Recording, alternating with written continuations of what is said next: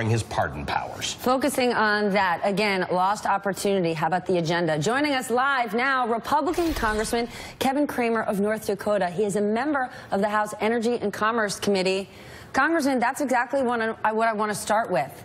Opportunity lost. President Trump asking about his power to pardon aides, family members, and even himself, aiming to discredit Robert Mueller.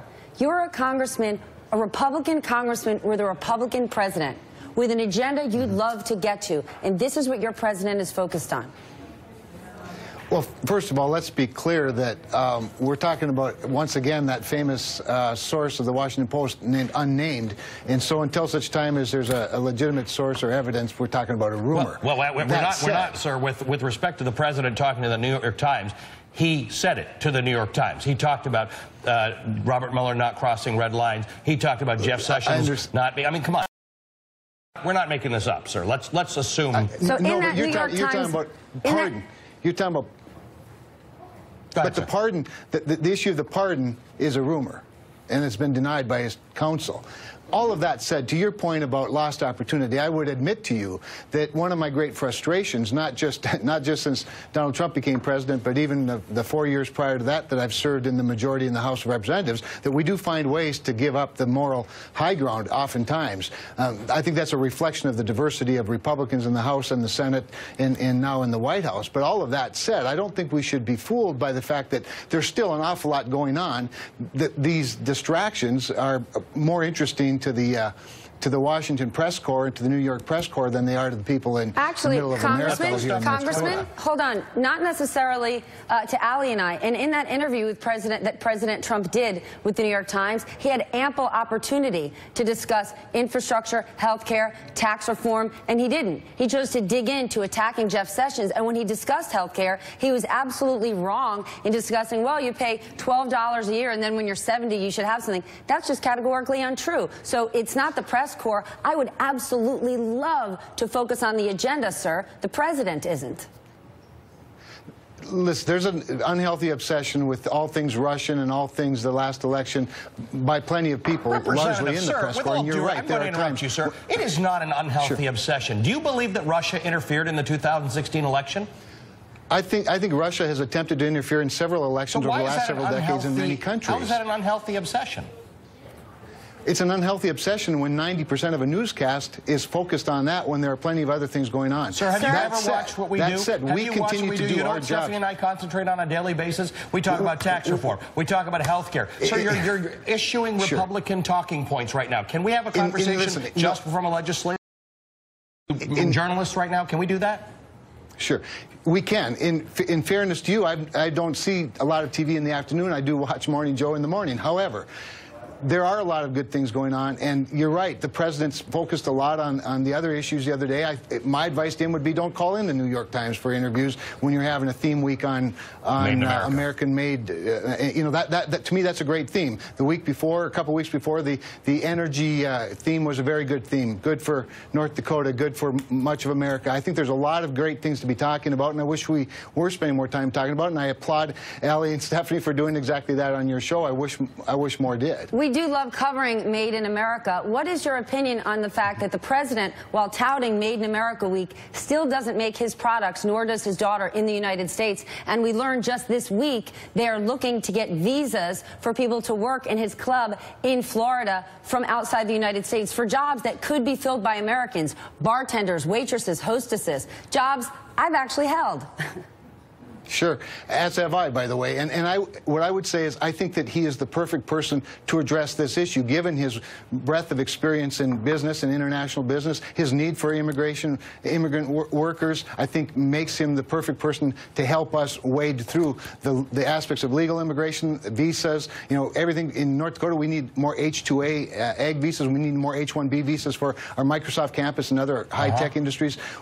We need somebody like Donald Trump with his breadth of experience to help us wade through that. If he's the perfect person, which is why so many people voted for him to do so, why doesn't he do it?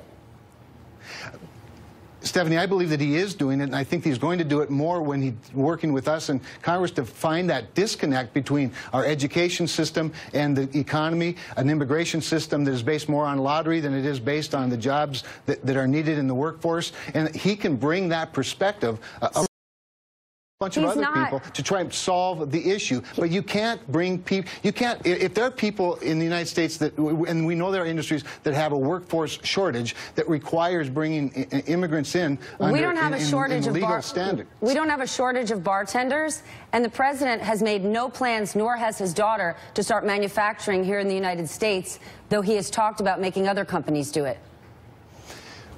So, Stephanie, on that, with that in mind, looking at things like healthcare, looking at things like, nutrition assistance program that we're talking about, that debate now as we enter into a new farm bill. We have created as many incentives for people to not work and for as many incentives for companies to not hire as we have to bring them in to hire them. So I think there's a great disconnect. There's a broad range of issues to be discussed here that help us employ more Americans, create more American products. He brings a perspective. A lot of other people bring a perspective, and to his credit, he's brought lots of people of diverse beliefs into the White House to discuss this very issue. Sir, he has brought many people there. He's brought many people there for meetings and photo opportunities, but when you mention nutrition assistance, I have to say what I think of is the fact that under Betsy DeVos, the standards have been dropped, the regulations have been dropped in terms of nutritional food being required in school cafeterias. Those standards are now lost. But what I'm talking about is the food stamp program, for example, work requirements, whether it's for, various welfare programs such as SNAP or food stamps or even health care. For able-bodied adults who don't have dependent children. I think there's a lot of that talk that's going on that he's helping us lead, and we need to get to that stuff so that we can create opportunity for people to work in America, making a more American products. Now, I will tell you, I think this is a much steeper hill, I think, than some people might think in terms of the global economy and making sure that our consumers also enjoy low-cost products that are made in other places. But to his credit, he is helping us focus more on an made in America emphasis. Congressman, you could say to his credit, the rest of us have been studying this for 25 years. We know it's complicated. We don't actually ever come out and say it's complicated. I'm going to ask our producers, Congressman, to send you links to all of the stuff that Stephanie and I have done on health care, on infrastructure, on American-made, on minimum wage, on economic growth, please, so that you don't go on anybody else's TV and spout this nonsense about how the media is obsessed with Russia. And to say to his credit, we talk about a lot the president's talking about it. He's talking about it. There are no action steps following it. There's an awful lot of meetings and listening sessions, but in terms of action, the action we've seen him take is firing James Comey. Except that he's actually reduced. How many regulations did he announce this week? In fact, now in the first 6 months, he's reduced. In North Dakota. Yes, and you know what regulation? You know what we're hearing is going to be deregulated? That they're going to remove the cap on Wall Street bonuses that was put in place over the last 8 years. That's not a regulation that your folks in North Dakota are going to enjoy all that much having removed. It's also not one that we're going to worry about a whole bunch. What we worry about are regulations that keep our miners from mining coal, that keep our oil workers from working in the oil patch, that keep our oil from moving to markets in an efficient manner through pipelines, that keep our farmers from being able to farm their land the way that they know how to best to do it. Fracking growth, you know this better than anyone in the country. Fracking growth has been on the rise for 5, 6, 7 years. What regulation stops anybody from fracking? If there are regulations to stop people from fracking, you'd have a much higher unemployment rate in the state of North Dakota, sir. And to that I would say you're welcome, because we're fortunate in North Dakota that Barack Obama wasn't the main landlord of the land under which oil exists in North Dakota, but he is, and he was in many other places. In fact, a couple of years ago, the United States taxpayers took in about $20 billion in revenue from oil sales off lands. Last year it was about $2 billion. Now we can do a lot better. The price of oil was lower, sir. The fracking stopped because the price of oil, when it's below about $55 a barrel, doesn't become economic for companies to do it. That was the price of oil. It had nothing to do with Barack Obama at all. In fact, there's been more oil produced under Barack Obama than any president before him.